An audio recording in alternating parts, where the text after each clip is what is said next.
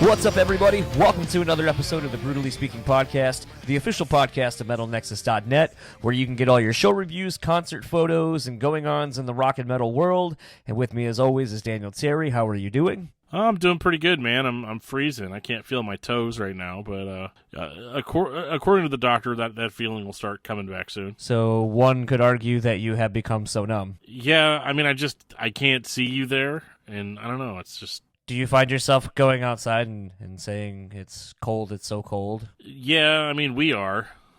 I don't know if I know any more lyrics to that song.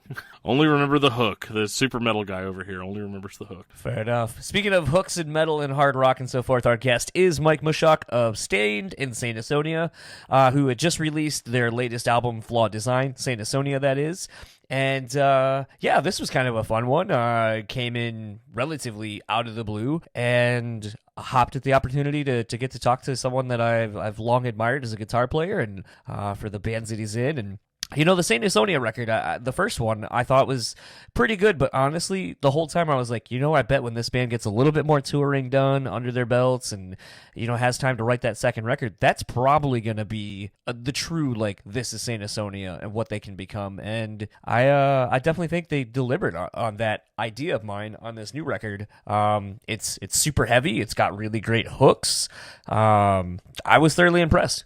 Well, it's Mike Mushok. It's going to be heavy. The dude can't write anything that sounds happy or light. I guess that's not entirely true, looking at some of the stuff Staind did, but I always just assumed that all the happy and light stuff was all Aaron Lewis. That's funny. And all the dark, evil stuff was Mike Mushok. Yeah, I guess there's a little bit of that light and dark at play constantly, and I guess, being a former Alice in Chains tribute band, I mean, what better masters to learn from that than that band in and of themselves? Yeah, absolutely. Kind of kicking things off, though, I went to Toledo this past Friday, as of when we're recording, which, sorry, not sorry, the area we were in was pretty much a shithole.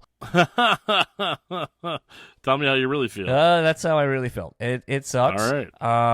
We went to go see Porter and the Atreyu dudes, being that they were only a few hours away. It looks like you had a good time doing that, at least. Yeah, I did. The set list was fucking incredible. They were doing the 20 years of Atreyu, so they did the fan pick set, which is 21 songs or something like that.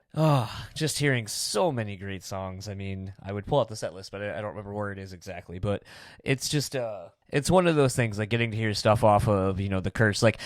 Straight up spoiler alert, but whatever, you can find this on the internet. Their three closers are three of the closers off of, the last couple albums that they've done. So, you have Five Vicodin, Chased with a Shot of Clarity, off of the Curse. Then you have Untitled Finale off of Death Grip on Yesterday, and then Lip Gloss and Black off of Suicide Notes and Butterfly Kisses. And, it's just one of those things, hearing those three songs back to back to back, you're like, Jesus Christ.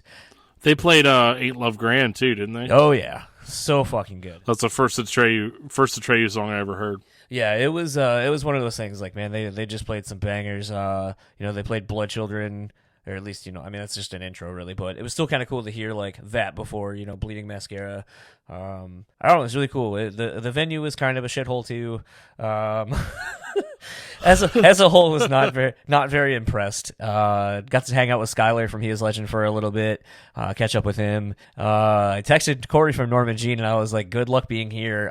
By the way, there's a mall 15 minutes in one direction, and a Whole Foods and some places to eat about 10 minutes away from here, but pretty much you are in the middle of nowhere, so enjoy Stop that. And pack a tent and some camping supplies before you Yeah, well, the worst part was they had all the bands get there at 10 a.m., and I know Atreyu didn't go on until 11:30 p.m. So you're there for 12 hours. Hope somebody brought some playing cards. Yeah. So Atreyu was really tight. Whitechapel sounded really good. I don't know. Whitechapel's kind of weird, because it's their show sounds good, but it's I feel like the energy just isn't there anymore to me. Yeah. Really? Yeah, I don't know. Maybe that's just a personal thing of mine that's kind of weird. While I was there, though, I went to the Whole Foods. I've never been to one. It was pretty interesting. And I found this beer, which, I'm going to show it to Dan on the camera. It's got a frog. Hoppin' Frog Oatmeal Stout. Okay. It's Boris the Crusher's Oatmeal Imperial Stout. Okay. It's available only in Ohio, apparently, and it's the GABF Gold Medal winner Imperial Stout category in 2008 and 2011. So I decided to go ahead and get this. Oh my God. So Boris stands for Bodacious Oatmeal Russian Imperial Stout. Okay. That's terrible. That's horrific. Is this made by a Russian company? I don't know. It's almost a 10% though. So. Well, I mean, that's never a bad thing. You get where you need to get going a lot quicker. Yeah, sure. So let's see how this Toledo, Ohio beer is. That might be the best thing to have come from my time in Ohio, other than the Atreyu show. That was pretty good. It's pretty solid. Yeah, it's a pretty solid beer. Definitely. A lot of times when you get like these imperial stouts and so forth, you kind of get like that. I always think of like what my wife refers to it, like that like barrel aged kind of flavor to it. I get a little bit of that, but I definitely get a really strong oatmeal presence, which a lot of times I feel like it's lost when you do an imperial style of anything. Like the Sure. what the flavor is supposed to be kind of gets lost in the translation there. So this is actually pretty solid. You get a full well-rounded body of the oatmeal, the imperial stout flavor, the stout flavor itself. I definitely think I might have had better.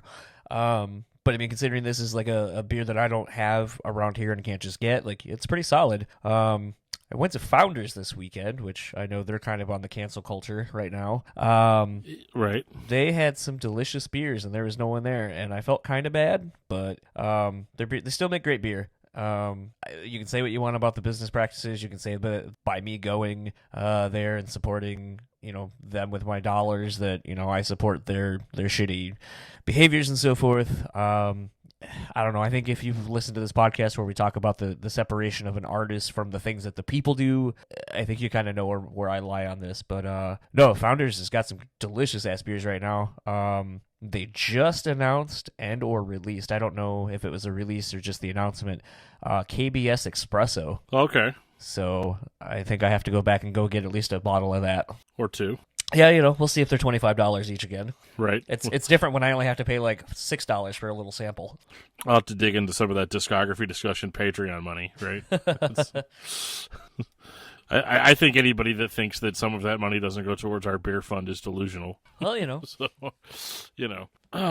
something interesting that hasn't actually happened to me personally this week, but has been happening to a lot of my friends. I don't know if you're a Starflyer 59 fan or not. I don't even know what that is. Oh, wow. Okay, well. Does it have anything? Oh, I was going to say, does it have anything to do with that fireball that went over your area last night? No. Those, yeah. That's interesting, too. I'll get to that in a minute. But, no, so Starflyer 59 is a legendary Tooth and Nail Records band. They started off playing kind of like a, I don't know, I guess the word shoegaze is the way to put it with their music, and they were really popular in the 90s and continue to be popular today. They went in kind of more of a general, like indie rock kind of sound. I'm not the biggest fan of the band, but I do love their first 3 records or so. And Tooth and Nail Records just released their album Gold on vinyl, and there was like a big buzz about it. And it was like a $35 record, like 2 LPs and everything like that.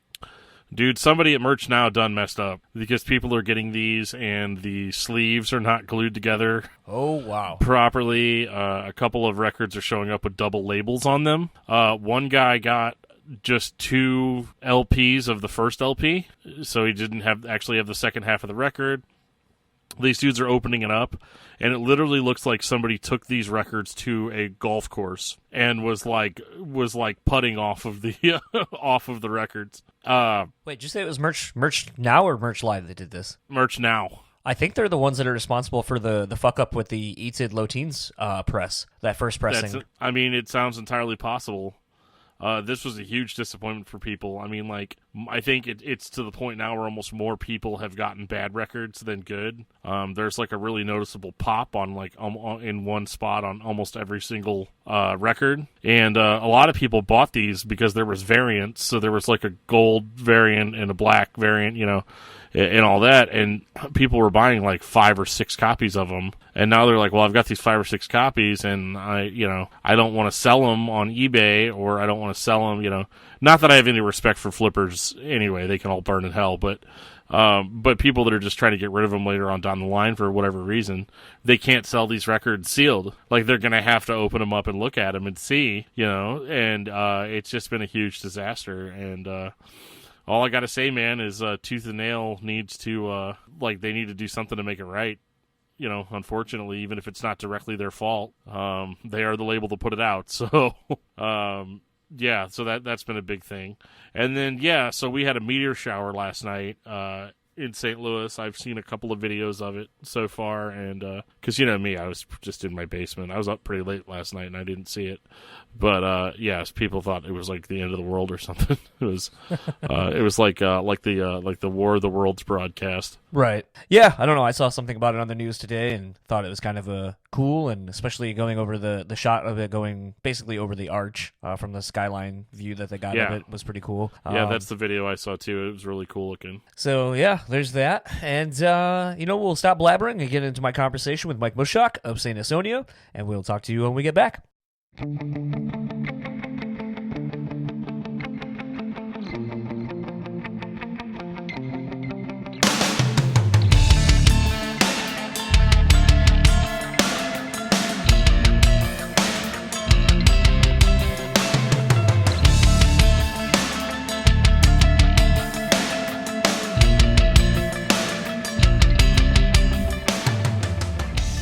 So I had the pleasure of talking to Mike Mushok of Saint Asonia. Some of you might be familiar with his other little band, Staind, but Saint Asonia released their latest album, Flawed Design, out now via Spine Farm Records.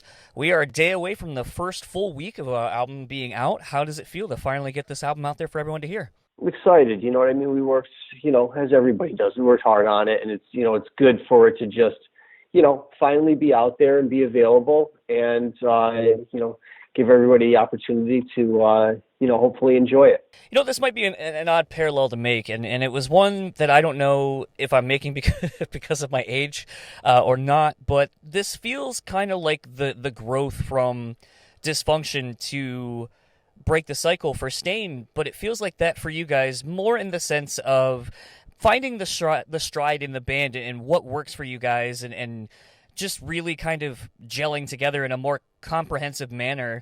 Did it feel kind of like that to you, kind of having gone through something like that already previously? Sure. I mean, I think that's a good example. You know what I mean? I mean, listen, you hopefully grow as a band, right? And get to the point where, it's time to do that record and everybody feels good about where they are and what you're doing, and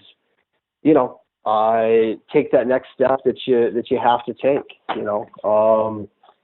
So we kind of had a chance to kind of feel each other out before we had to go out and play some shows, and then it's time to kind of come back and relook at things and see where it's going to go from there. So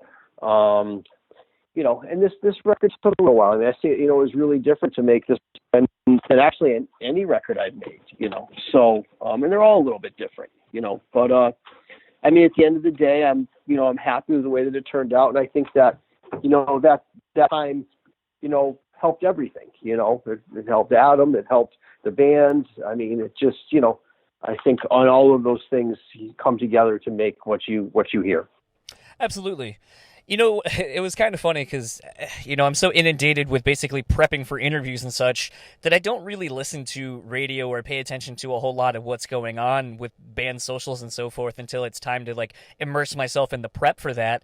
And in listening to the record when I first got it, The Hunted, I'm sorry, it was kind of one of those where I was like, God damn, this should be like a fucking lead off single, like this is so monstrous. And then when I finally went back and checked the socials, I was like, well, son of a bitch, I guess I was right. That's why they probably led with it.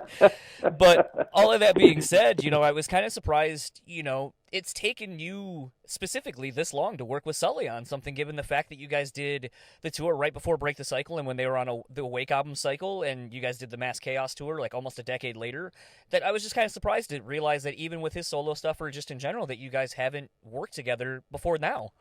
No, sure. You know what I mean? Yeah, for whatever reason, it hadn't happened, but I've been friends for a long time. And I remember playing a local stage on a Warped like in '98. You know what I mean? And they were starting to, in Northampton, Mass, and they were kind of starting to, do their thing. There was a station in Boston that really propelled them, I think, to getting their deal done. And they just took off and haven't stopped, which is amazing. Been happy for those guys.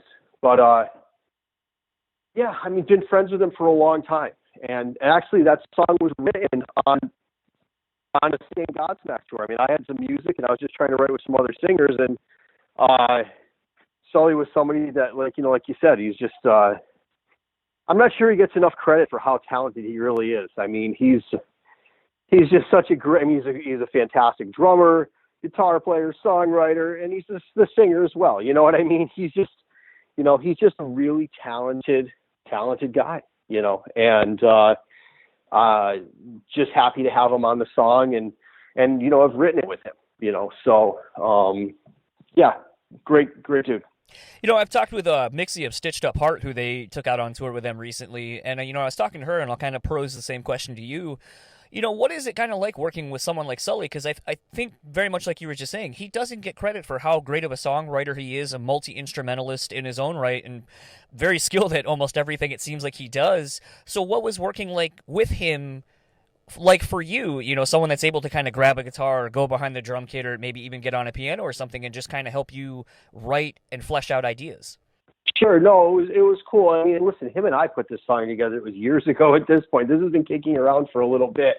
So, but that day was fun. We had a structure of a song. He had some ideas of, where he wanted it to go. And it's kind of the same with, when I write with anyone, it's like you're open to what they hear, what they want, and them to put their mark on what the song is. And Adam did the same thing.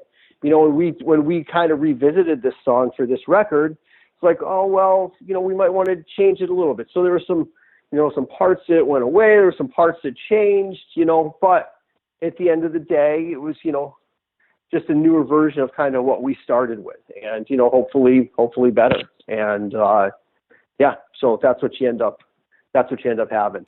Something I wanted to comment on, and I hope you don't take offense to this, because it sounds like a backhanded compliment, and I totally don't mean it to be. But goddamn, your guitar tone on this record is just fucking thick and monstrous. Oh, cool, man. And I feel like it's more clear than I've really heard it on any of your previous recorded output. I'm kind of wondering, like, were you using different gear on this one? Like, I know I was looking at, still the same, like the diesel through the Marshalls and all that? Well, no, there's only so many amps out there. You know what I mean? It's like, don't tell Kemper that.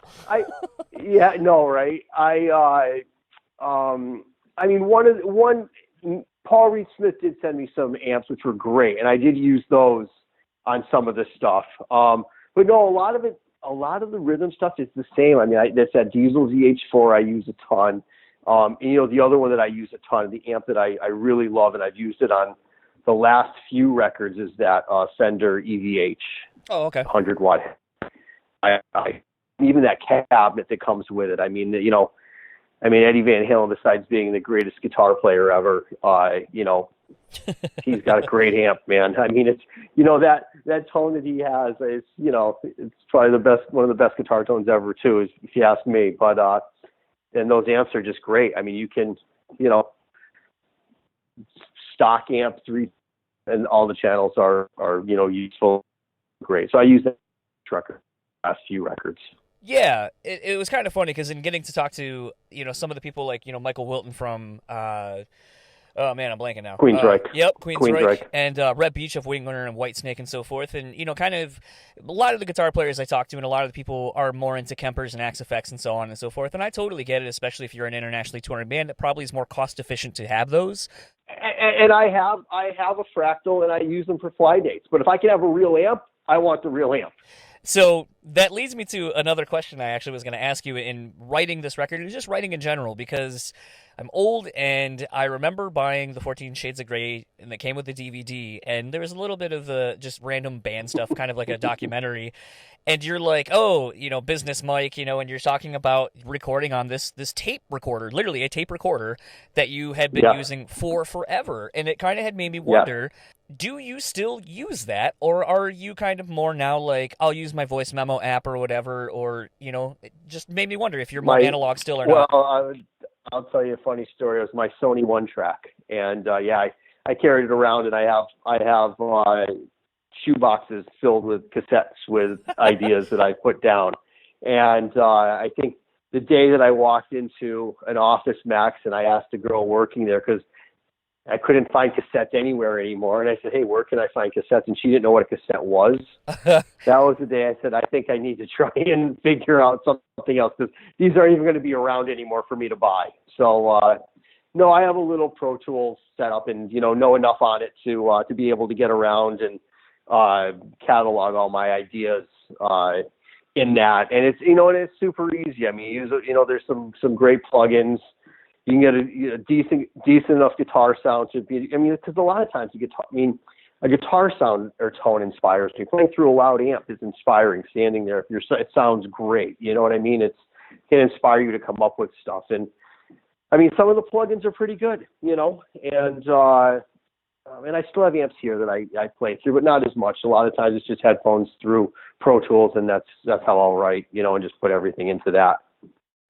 It was just kind of funny in thinking about that, and like I said, I think a lot of it is my age, being in my mid-30s myself, and just thinking about how a lot of these intangibles kind of are going away, and the getting in the room and jamming, like getting in front of your amp and jamming. Like I just bought a brand new guitar, a new cab, like I'm getting ready to buy a new head, but it was kind of crazy to sit there and be like, I've always wanted this Mesa 4x12 slanted cab, and now I have it, and it's loud as shit, and it's probably more than I'll ever need, but just to feel the balls behind it was inspiring, and it made me kind of want to start playing again and start writing. And I mean, honestly, no, sure. And even when we did this record, you know what I mean? Like there was a lot of sending songs and ideas back and forth to get it to where it needed to be.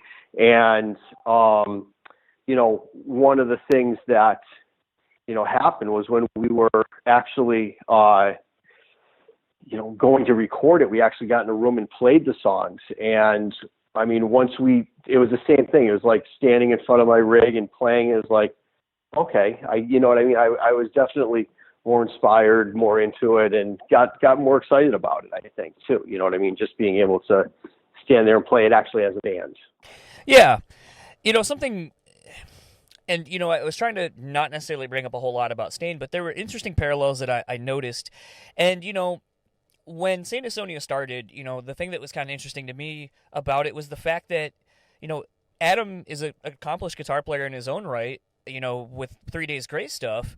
And then obviously Aaron, through the progression of the band, has kind of come into his own as a guitar player, mainly playing most of the set with you on those last handful of tours and so forth, or album cycles, I should say. And it kind of has made me wonder, playing with vocalists who are able to play guitar and kind of write with you, has that changed how you write, or do you still kind of write the same way as you always have? No, I kind of just do what I do. You know what I mean? And I realize that, it kind of gives me a little bit more freedom, though, to do other things and maybe feel like I can add some different layers that I'd want to add, and realize that there's somebody there that can help me cover what those might be, So, if anything, I think it's kind of helped and, helped the band, kind of expand and grow a bit. Speaking to kind of the beginning of the Saint Asonia stuff, I know in the beginning, and a lot of bands kind of do, I think Damage Plan even did this, where they would play some Pantera stuff or whatever. And obviously when you have only a record to go and you're probably asked to do a headlining set, you got to pull from some 3 Days Grace stuff and some Staind stuff. Are you excited to get out and play now that you have another record's worth of material and you kind of don't have to maybe fall back onto that at all? I don't know. I mean, the other stuff is always fun for me to play too. You know what I mean? I enjoy it. I mean, what's cool about it is it always gets a good response too. You know what I mean? So it's kind of fun to do. So it doesn't bother me. We just did a Saint Asonia show. We only did 1 3 Days Grace song. We did stick to mostly our stuff. But I mean, I think that for me, I mean, that's that's Adam's on that stuff. That's his voice. You know what I mean? He played a big part in that. So, and I think it'd probably be more so just doing 3 Days Grace stuff now. I mean, especially since Staind's actually done some gigs again. At least at that time, there was no, there was talk of us playing, but nothing ever came of it. You know what I mean? So, but now that we've actually done some gigs, so. And I don't know, I've always been, listen, part of the reason that I was doing this is I've always been a huge fan of Adam and what he did before. So to be able to play those songs is actually a lot of fun. I think you're, I think you're in a unique position that maybe only Slash and Corey Taylor, understand in having two bands who fans are just eagerly awaiting anything that comes out from you guys, whether it be new music or shows. Well, that's great company. Yeah. How has finding success in two separate bands been for you? I know that's kind of, some people try and they definitely don't achieve that. And I think you're one of the very fortunate few that has two bands that people, like I said, are just champing at the bit, ready for new things from you guys. Oh, cool, man. Thank you. Yeah, listen, it's good. I mean, and it wasn't planned. I mean, I was just really trying to find, what to do while, Staind wasn't working. And I, was fortunate enough to find, one of my other favorite singers out there to be able to write with. And, I've been able to do that, so, yeah, it's great. I mean, it's really, I feel very fortunate to be able to be, in this position and playing with both of those guys for sure. Now, I know some people may not be aware of this, but, you grew up on, the 80s shredders and so forth and are quite versed in that as well, whether you're playing necessarily shows it or not. Will there ever be a project you do where you kind of more fully indulge in that spectrum of things, maybe do a quote-unquote solo record where like Slash kind of did with what would become the Conspirators and so forth, but where you have different musicians and vocalists and so forth on it? Yeah, sure. I mean, listen, it's funny. I kind of get a little bit of an outlet on that. In fact, I'm actually going to have lunch with him shortly, but a friend of mine does all the licensing for ESPN, and it's like a town over from where I live. And so he's asked me to write, stuff for them, for like, bed music that they use in the background or whatever. So, I mean, I kind of get a chance to do that, for him, but I've never put any of it out other than give it to him. But I've thought of that. I mean, it's these things that have kind of come up in, as I said, Staind kind of stopped doing our, put out a record tour, take a break, put out a record to kind of, what am I going to, okay, now what am I going to do, and trying to find things that didn't take me away from the family and put me on the road, a year and a half. So those things take up time too. But there's so many ideas and stuff kicking around, and and like I mentioned the Pro Tools thing, it would be pretty, I'm not going to say it'd be easy, but I just don't know who would care if I put out, because I would probably put on like an instrumental record is what I would probably do, and I've actually toyed with it and thought about it. And I guess, it probably wouldn't even have to be a record. I mean, I could probably just do a few songs or something, you know what I mean, in this day and age. But it would really just kind of be for me, I guess. And so the problem is that with, I have a hard enough time keeping up with what I have to do now that adding any more to it would be a little bit difficult. I think my wife would kill me.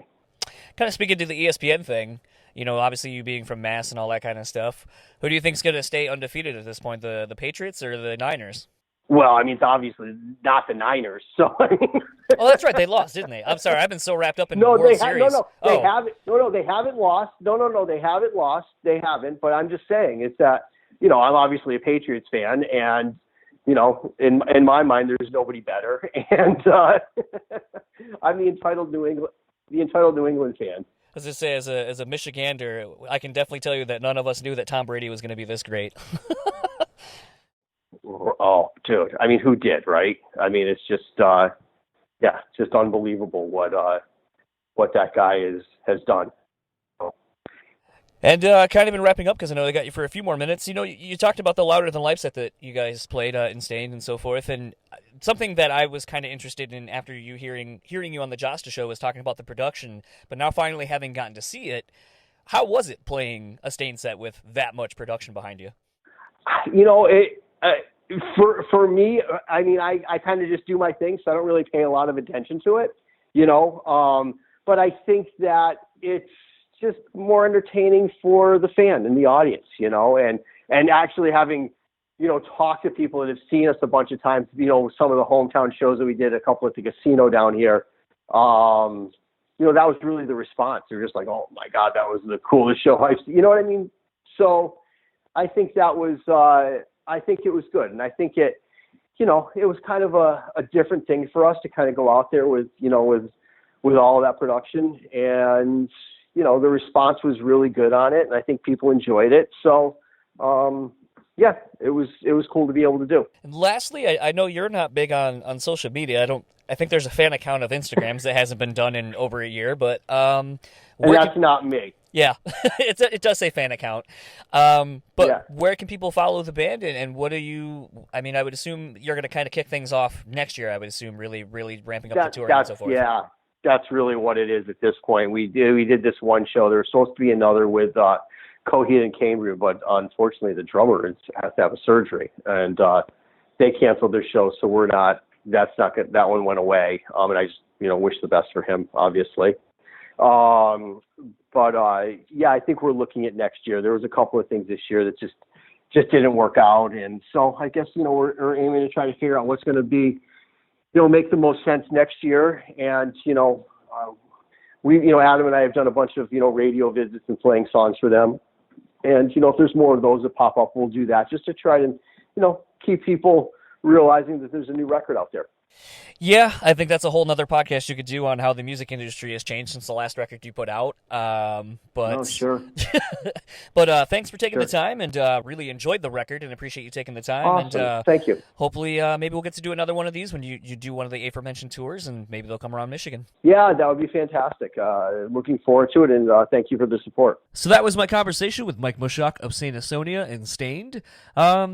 It's kind of funny. This is one of the first interviews I'd done at my new job on my lunch break. I did this in my car, and a couple of times I think the internet kind of went out, but I don't think it really affected anything too much. So it makes me feel good because as of when we're recording this, will be, hopefully, if everything goes correctly, I'll be talking to Tommy Victor of Prong tomorrow. So I'm hoping for a good internet connection again.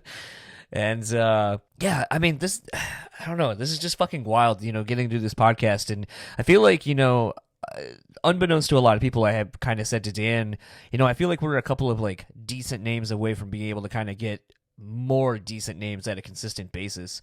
And, I really think the Brian Head Welch one was kind of that, like, turning point for us. And, to be able to talk to someone like Head from Korn and to talk to Mike from Staind and, starting to talk to a lot of these people that we've long admired their discographies for, and just the musicianship and what they've done for us as people and as musical fans and so forth. It's kind of crazy. And it's like, I'm sitting there going like, man, I'm fucking talking to Mike of Staind, like one of the bands that was like my first show was seeing Korn and Staind and Mindless Self-Indulgence. Like, so I mean, like, this is a little bit of a different one for me, where it was kind of hard not to ask some Staind questions, which I tried to ask them in the relevance of Saint Asonia. So it's like when I was like, oh, in 14 Shades of Grey, you have this like this fucking Sony tape player, and are you still using that to write and record nowadays when people probably just send each other files and shit, or are you kind of like caught up? So I mean, some people might sit there and say, be like, oh, you kind of fanboyed out a little bit too much, but I think I'd try keeping it under control. I don't even worry about it anymore. Like whether I'm going to fanboy out or not. If I'm going to, I'm just going to. I guess. And, I don't feel like we fanboy out, too much. Like, we've never asked anybody, oh my God, do you know who you are? Or do you remember that time you did this thing on guitar on that album on, 2 minutes into the track? That was awesome. Hasn't been that, but, I'm sure if we get the right person, I could devolve into that. Well, it's funny you say that because I realized, if you listen to Just, if you listen to a lot of these other music-based podcasts, you've heard this term punishers before.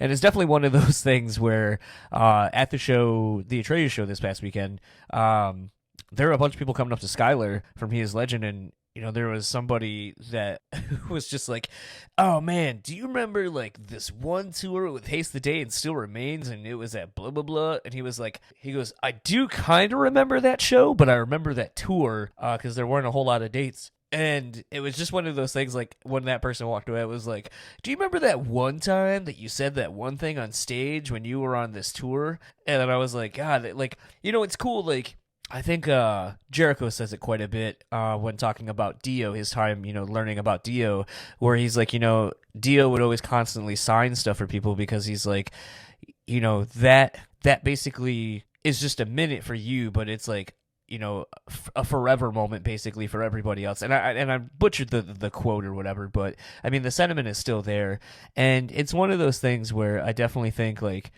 it's interesting to kind of see it in that perspective where I'm like, oh God, that would be so hard to like deal with every single day, like someone coming up and asking you questions like that.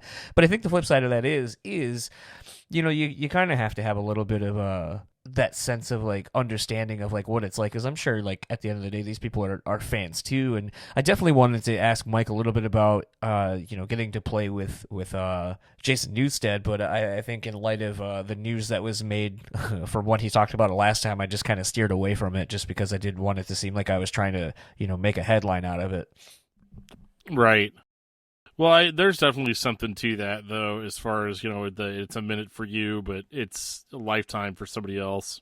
Because, like, I mean, I don't know about you, John, but, like, I even deal with that on the podcast sometimes, where I'll get an email from somebody that's like, hey, you said this on episode 14. And, like, I'm 144 episodes on one podcast in, and I'm probably almost to 100 episodes or more on this podcast now. So it's like trying to remember what I said, 2 years ago or something like that.